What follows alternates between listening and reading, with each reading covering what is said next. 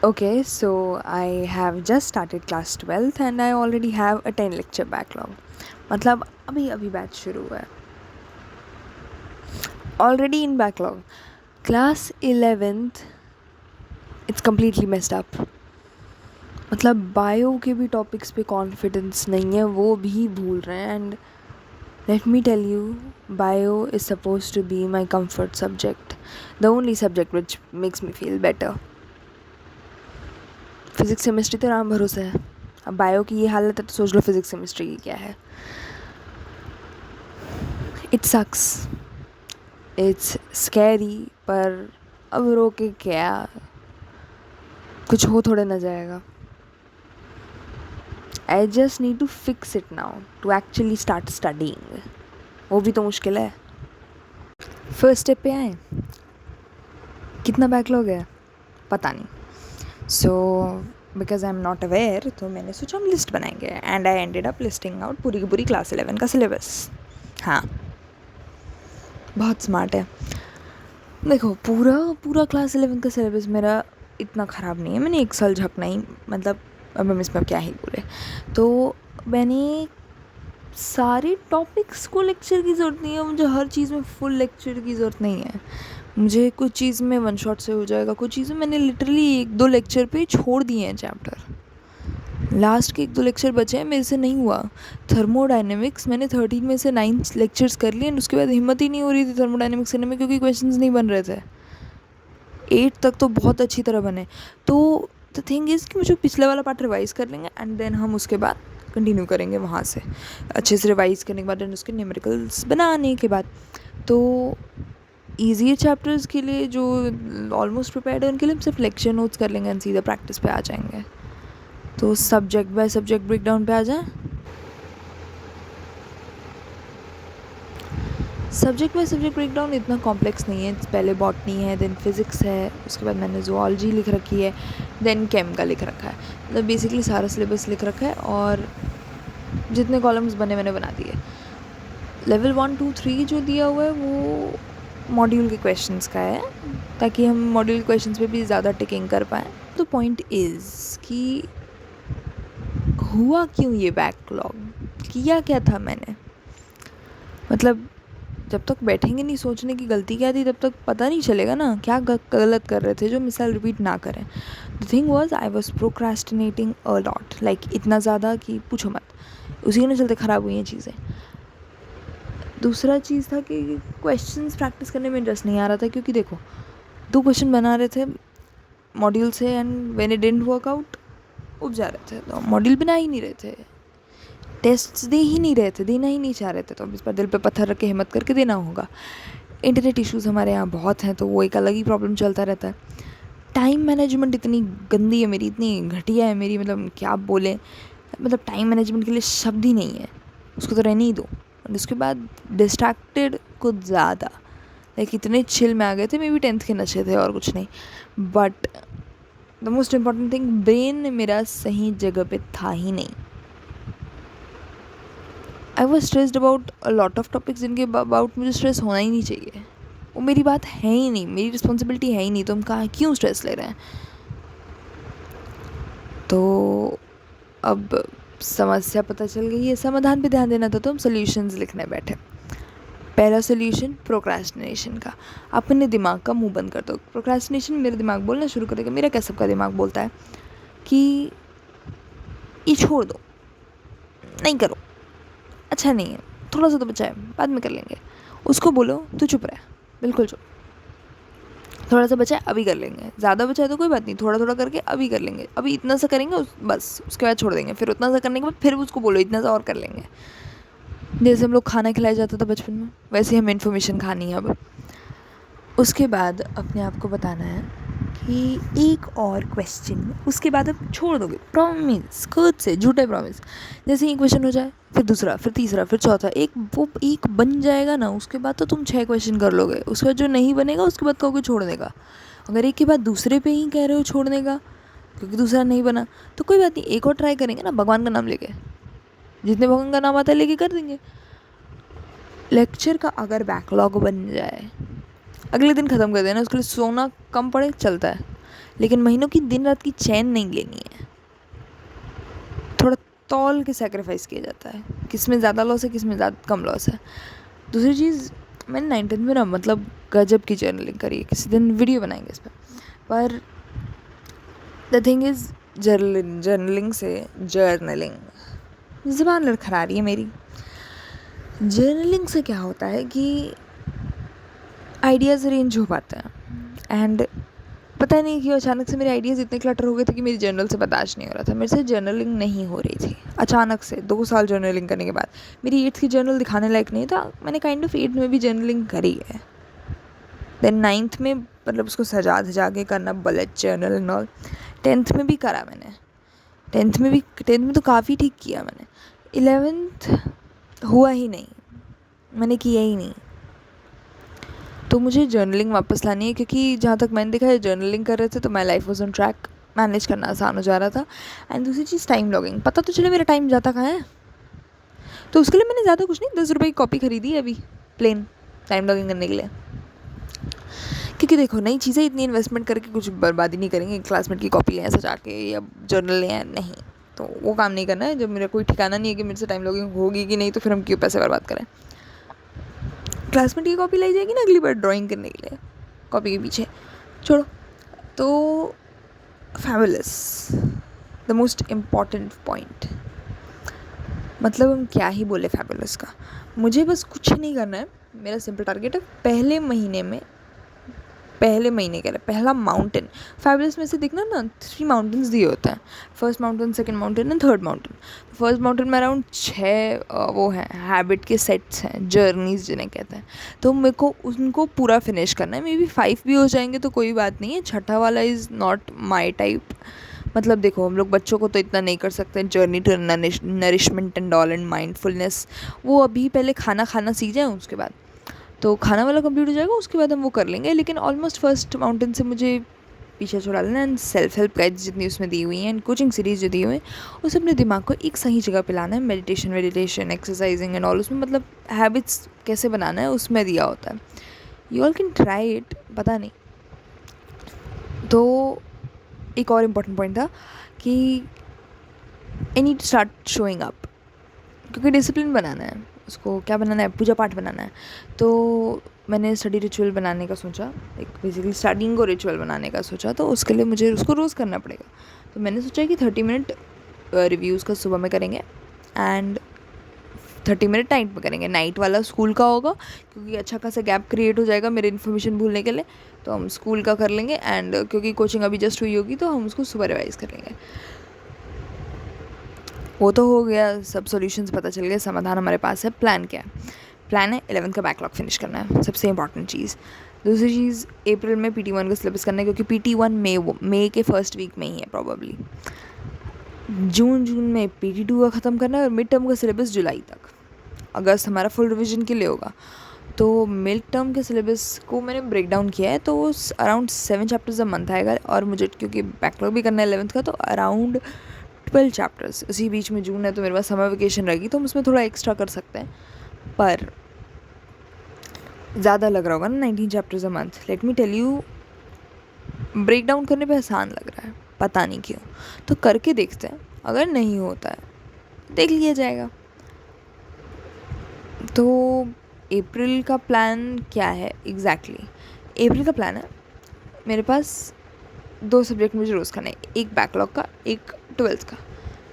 मतलब इतना तो कंपलसरी है, किसी भी हालत में इतना करना है। क्योंकि देखो नया बैकलॉग हमें बनाना नहीं है, हमें कंसिस्टेंट रहना है, तो कंसिस्टेंसी ऐसे ही आती है। उसके बाद अप्रैल में क्या है मेरे पास, कैलेंडर देखा ना, कैलेंडर का मुंह देखना चाहिए। तो 2 वीक तो मेरे पास बचे हैं प्रॉपर, एंड देन अभी कुछ 3 days 11, 12 and 13, and then last में पीछे भी 3 डेज़ बचे हैं। तो मैंने क्या किया है, मैंने उतने का प्लान बना लिया है ना, पहले 3 दिन का, उसके बाद फिर 2 हफ्तों का, फिर उसके बाद 3 दिन का। क्योंकि हफ्तों को नहीं तोड़ना चाहिए, मेरा मानना है, मज़ा ख़राब हो जाता है। तो मेरे पास अभी के लिए जो 3 डेज़ का प्लान है वो है कि बेसिक मैथ, वेक्टर, और हम लक्ष्य बैच का जितना बचा है मेरा बैकलॉग है 10 लेक्चर्स का, उसको फिनिश कर लेंगे। बेसिक मैथ और वेक्टर ईजी होगा मेरे लिए, क्योंकि मुझे ऑलमोस्ट आता है, बट मुझे रिविजन चाहिए, स्पेशली वेक्टर्स का। हम बहुत वेक्टर्स में चीज़ें भूल रहे हैं, जो कि मुझे आती थी। तो वीक 1 के लिए मैंने मोशन इन स्ट्रेट लाइन और मोशन इन प्लेन और प्लांट फिजियोलॉजी ले रखा है, क्योंकि मोशन इन स्ट्रेट लाइन और मोशन इन प्लेन भी मुझे काफ़ी ठीक ठाक आता है, प्लांट फिजियोलॉजी कुछ नहीं आता है। तो मतलब आता है, सेल्फ स्टडी वाला आता है ना, तो सेल्फ स्टडी से एनसीईआरटी से पढ़ के काफ़ी चीज़ें आप उठ पटांग भी समझते हैं। वीक 2 में बायोमोलिक्यूल्स करेंगे, क्योंकि बायोमोलिक्यूल्स में अराउंड मेरे 3 लेक्चर का बैकलॉग है out of 8 lecture. And then हम some basic concepts of chemistry भी करेंगे, क्योंकि देखो some basics concept of chemistry मेरा कंप्लीट है पूरी तरह से, उसमें मुझे कोई लेक्चर करने की ज़रूरत नहीं है, तो मुझे उसमें बस रिविजन करना है, मॉडल प्रैक्टिस करनी है, DPPs बनानी है। देन उसके बाद उसी वीक में हम करेंगे NLM, क्योंकि वो कम्प्लीटली नहीं होगा तो कुछ कम्प्लीटली न्यू भी करेंगे। एंड 3 दिन का जो लास्ट में बचेगा उसमें रेडक्स रिएक्शन करेंगे, क्योंकि भाई वो 3 दिन का लेक्चर खुद ही 3 दिन का चैप्टर ही था 4.2 में, तो वहीं से कर लेंगे उसको। यूनिट से मेजरमेंट्स कर लेंगे, क्योंकि यूनिट से मेजरमेंट्स मुझे अच्छी खासी आती है, बट द थिंग इज़ कि कुछ ऐसे कॉन्सेप्ट्स हैं ना जो मॉडल बनाते टाइम मुझे प्रॉब्लम क्रिएट कर रहे थे, और मेरे कुछ क्वेश्चंस अभी मॉडल में नहीं बने हैं। अराउंड 10 क्वेश्चंस अभी भी मॉडल में टच नहीं हुए हैं उसके, तो हम उसको फिनिश करेंगे। एंड लोकोमोशन मेरा पूरा ब्लैंक है जूलॉजी में, मतलब मैंने जूलॉजी में biomolecules, locomotion and chemical coordination फिर लटपट आ रही है जी, वहीं 3 चैप्टर्स बचे हैं, तो लोकोमोशन हम कर लेंगे। 12th के बैकलॉग में मेरे पास केमिस्ट्री के 3 लेक्चर हैं, बायो में बॉटनी के 2, जूलॉजी के 2 एंड फिजिक्स के अगैन 3 लेक्चर्स हैं, और सबकी एक DPP। तो मुझे इस वीकेंड में कंप्लीट करना है, दैट इज़ 12, 13 में और 11 में मिला के नॉर्मल। उसके बाद से हम 12th शुरू कर देंगे, डेली के डेली लेक्चर्स करेंगे, उसके DPP करेंगे, उसके शॉर्ट नोट्स करेंगे और क्वेश्चन प्रैक्टिस करेंगे। मेथड सिंपल है, फिज़िक्स के लिए सारे लेक्चर 4.2 से और DPP सॉल्व करेंगे और मॉडल बनाएंगे, क्योंकि फोकस मुझे सेल्फ स्टडी पे बनाना है। तो 4.2 के लेक्चर करने से क्या होगा ना, मेरे पास टाइम ज़्यादा बच जाएगा, तो हम आराम से सेल्फ स्टडी कर सकते हैं, प्लस मेरे नोट्स भी क्लीन अपने आप बन जाएंगे। फॉर केमिस्ट्री मैंने सोच रखा है कि मेजरली सेल्फ स्टडी करेंगे, क्योंकि मेजरली मुझे कॉन्सेप्ट्स आते नहीं हैं, तो मुझे उनके लेक्चर तो करने पड़ेंगे। तो self study self study heavy chapters है, जब मेरे लेक्चर्स हो जाएंगे तो उनकी सेल्फ स्टडी करेंगे, बैठ के एक बार NCERT से पढ़ेंगे एंड नोट्स में ऐड अप करेंगे वो पॉइंट्स जो NCERT से मुझे ठीक लगे। लेकिन इससे ज़रूरत नहीं पड़ेगी, क्योंकि काफ़ी डिटेल कराते हैं सुधांशु सर, पर एक नहीं होता सेटिस्फैक्शन के लिए NCERT उठा लेंगे, कम से कम 2-3 रीडिंग मार लेंगे उस पर भी। एंड देन हम उसके बाद NCERT के ही क्वेश्चंस प्रैक्टिस करेंगे, क्योंकि देखो एक ईजी लेवल सा पे आ जानी चाहिए चीज़ें। तो NCERT का लेवल ईजी नहीं है, बट लैंग्वेज बेस्ड है, तो you can kind of do it, थोड़ा सा इधर से थोड़ा सा उधर से रिलेट करके। तो पहले NCERT क्वेश्चंस बना लेंगे, कॉन्फिडेंस आ जाएगा, and then I will move on to the modules.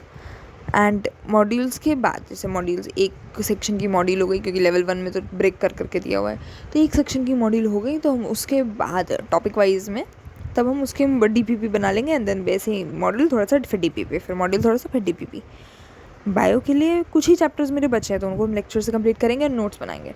उसके बाद जितने चैप्टर्स बचे, नोट्स का proper revision with DPPs and modules and NCERT reading. Bio में इतनी एफर्ट्स नहीं डालने पड़ेंगे बैठ के क्वेश्चन सॉल्व करने के। 16 की बायो में मैथ नहीं है, आ गई नहीं, बोलना नहीं चाहिए, नज़र लग जाएगी। वीकेंड के लिए मैंने मिस्टेक जर्नल बनाया है, हाँ जी, मतलब इतनी जर्नलिंग करेंगे कि अब सर फट जाए। तो मिस्टेक जर्नल क्यों है मेरे पास?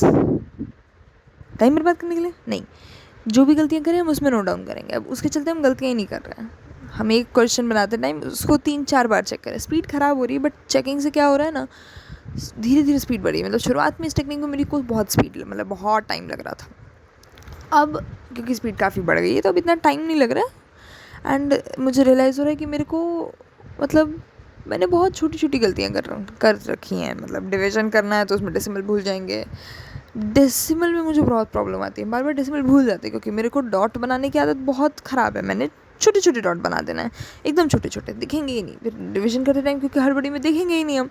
तो जब भी गलतियाँ अपनी पता चल रही हैं, that is important. Monthly basis पे टेस्ट के लिए अगर एक टेस्ट का सिलेबस नहीं हुआ है तो फिर ठीक है, टाइम प्रैक्टिस, उसके रिवीजन, एक बैच का DPP बना लेंगे तो दूसरे बैच की DPP बनाने चल जाएंगे। अगर 1.2 की DPPs बनाने आ जाएंगे, क्वेश्चन ही ना प्रैक्टिस करने, जितने चाहे उतने कर ले, टाइम प्रैक्टिस तो रहेगी उसमें। ये अप्रैल का हॉच पॉच प्लानर है ऐसे, तो इस हॉच पॉच प्लानर को फेयर आउट भी तो करना होगा। तो मैंने क्या किया, अभी बस 3 दिन का फेयर आउट किया, क्योंकि देखो वो नई कॉपी है, अगर कुछ फॉलो नहीं करेंगे तो फिर वो भी ख़राब हो जाएगी। तो मैंने क्या किया है कि उस कॉपी में मैंने मेंशन कर दिया है कि मेरे, मतलब एक टेबल बना के पूरा 3 दिन का टारगेट उसमें लिख दिया है। एंड अब उसमें हम 11, 12 एंड 13 की डेट्स मार्क कर दी है। तो किस दिन क्या करना है, तो मैंने 11 का काम कर लिया है, तो मैंने उसको टिक कर दिया है। अब 11 का काम आप लोग देख सकते हैं, बेसिक मैथ्स था, तो 5 लेक्चर्स ऑफ बेसिक मैथ मैंने फिनिश कर लिया है। तो बेसिक मैथ अब उसकी फुटेज नहीं है मेरे पास, क्योंकि देखो फ़ोन से तो हम लेक्चर कर रहे हैं एंड मेरे पास और कोई डिवाइस नहीं है, सो यही है जो है।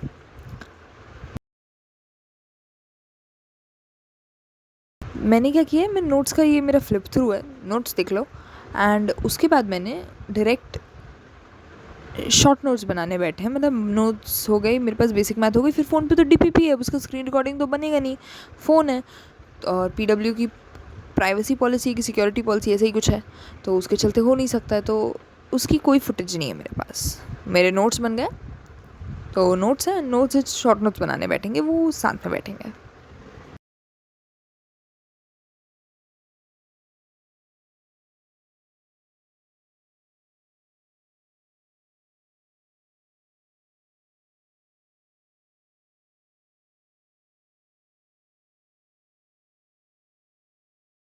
बन गए शॉर्ट नोट्स। मतलब हैंड राइटिंग अच्छी नहीं इंसान की, तो बनेंगे कैसे अच्छे। मैंने टूल्स की हेडिंग डाल दी एकदम सजा के, एंड उसके बाद मतलब मैंने, क्योंकि देखो मुझे परपेंडिकुलर बेस में कन्फ्यूजन है, भूल जाते, तो मैंने उसको भी ऐड कर दिया है। और देख ही सकते हो अच्छा खासा मैंने फॉर्मूले वगैरह जितने मुझे लगे कि हम भूल जाएंगे फ्रीक्वेंटली, तो मैंने उन सबको लिख दिया ताकि हम उनका रिविजन कर सकें, मतलब बेसिक से बेसिक चीज़ भी। And it's kind of stupid, but अपनी ना पढ़ना है। देन मैंने वो हिंदी में पूरा उठा के डाल दिया, उसको शॉर्ट किए ही नहीं, क्योंकि अगर उसको शॉर्ट कर देते तो मुझे इतनी हिंदी आती नहीं कि हम उसको शॉर्ट भी कर सकें, तो मैंने उसको वैसे का वैसा लिख दिया है। एंड मतलब सी कांस्टेंट है, इसको हाईलाइट करना भूल गया, फिर उसके बाद गायब कर देंगे पूरे टेक्स्ट में, तो ये सही नहीं है, ये बर्ताव बिल्कुल सही नहीं है। उसके बाद इंटीग्रेशन का ये लास्ट के हैं, तो मैंने उसमें ग्राफ वगैरह भी ऐड कर दिए थे, ग्राफ जितने मुझे समझ आए। तो डे 1 पूरा हो गया है, टूल्स के शॉर्ट नोट्स हो गए हैं, मेरा टू डू लिस्ट दिख ही रहा है। सैमसंग नोट्स पे कोई ऐप नहीं है, तो यही टू डू लिस्ट दिख रहा है, एक टिक बचा है और लगा देंगे, लगा दिया, लग गया टिक। तो डे 1 कंप्लीट, सक्सेसफुल हो गया सब। डे 2 पे पढ़ लिया मैंने, एक्चुअली स्टार्ट कर दी, ठीक है, अब स्टार्ट हो गई है, तो अब एंड भी कर दिया जाएगा, अभी लंबा है एंड, तो कंसिस्टेंसी ना मेंटेन करें, बैकलॉग ख़त्म तो अगस्त तक कर लेंगे, लेकिन डे 2 में ज़िंदा बचेंगे, इसके लिए सब्सक्राइब एटलीस्ट सपोर्ट तो कर सकते हो। जो भी है देखो, इस बात से तो हम भली भांति अवगत हैं, वाह क्या हिंदी बोली, हम अकेली नहीं हैं इतना, इनफैक्ट इससे ज़्यादा भी हो सकता है कुछ लोग का, ऐसे मेरे से ज़्यादा नहीं हो सकता है, मतलब मेरे कुछ कॉन्सेप्ट्स रेडी हैं, तो मे भी कुछ लोग के वो भी ना हो, एकदम 0 पे हो, हम कुछ 0.5 पे हैं, तो हम अकेली तो है नहीं। So if you are also starting class 12th with a miss behind you, जैसे कि हम, so you are not alone, अगर हम अकेली नहीं है तो तुम भी नहीं हो, लेट्स रीबिल्ड इट टुगेदर, है ना, कुछ गद का बनाते हैं, let's make our parents proud. So subscribe if you're on the same journey and let's make this year ours। वैसे ईयर के शुरुआत के 3 महीने बर्बाद करने के बाद ये सेंटेंस अच्छी नहीं लग रही है, बट ठीक है, एकेडमिकली ईयर तो अप्रैल से ही शुरू होता है ना। Bye bye.